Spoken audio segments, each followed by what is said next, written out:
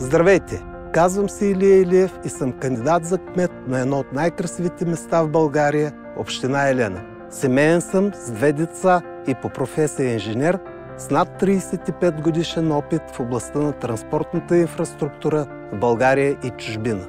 Преди години открих възможността да работя и живея сред красотата и спокойствието на Еленския Балкан. Но също като вас, и аз се сблъсках с нереализираните възможности и нерешените проблеми в общината ни. Община Елена може да се превърне в туристически център на област Велико Търново, но трябва да подобрим инфраструктурата, включително водоснабдяването и транспортната свързаност. Заедно с моя екип сме готови да се посветим за решаване на проблемите на общината ни. Аз съм Илия Илиев и предлагам решение за Елена сега. Гласувайте с номер 66 за Илия Илиев, кандидат за кмет на община Елена от коалиция "Продължаваме промяната Демократична България".